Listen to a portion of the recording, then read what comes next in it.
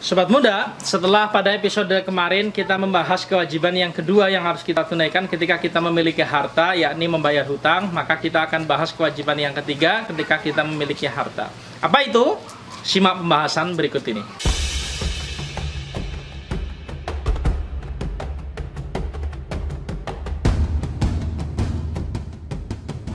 Di antara kewajiban yang harus kita tunaikan, dan ini penting ketika kita memiliki harta, adalah membayar zakat. Membayar zakat, baik itu zakat mal maupun zakat fitrah. Sobat muda yang dirahmati Allah, membayar zakat ini termasuk di antara rukun Islam, wa'atuz zakah.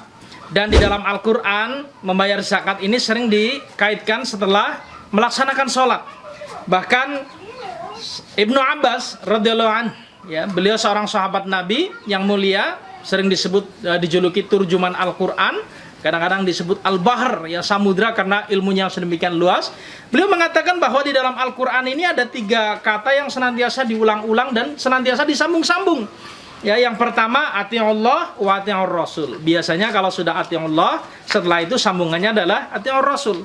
Kemudian yang kedua, aqimis shalah wa atuz zakah. Kalau sudah aqimis shalah, biasanya setelah itu wa atuz zakah. Yang kemudian yang ketiga adalah anishkurli wali walidaik, ya. Jadi bersyukur kepada Allah dan berbakti kepada kedua orang tuanya. Sobat muda, memang dalam urusan zakat ini ada ketentuan-ketentuan yang bersifat khusus. Umpamanya ada ketentuan berupa nisab, ya, ada ketentuan berupa nisab.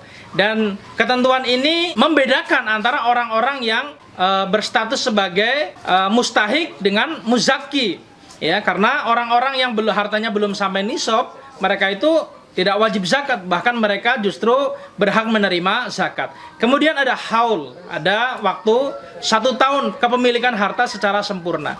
Jadi memang ada ketentuan-ketentuan khusus ketika kita hendak menunaikan ibadah zakat. Sedangkan pada ibadah zakat fitrah, maka kita sama-sama tahu pelaksanaannya, yakni pada sebelum menunaikan salat Idul Fitri. Setelah kita menunaikan ibadah puasa selama bulan Ramadan, ya, kemudian setelah itu kita menunaikan zakat fitrah, waktunya sampai sebelum kita menunaikan sholat Idul Fitri.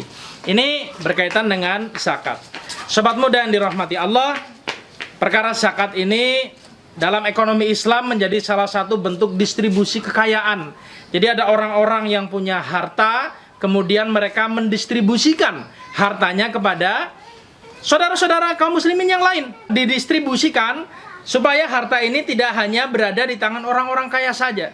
Dan sebenarnya bagi kita, bagi orang-orang yang kaya, ya, mereka bagian dari membersihkan hartanya. Dan bagi orang-orang yang kaya, mengeluarkan zakat ini bagian dari membersihkan jiwanya dari kecintaan yang berlebihan terhadap harta.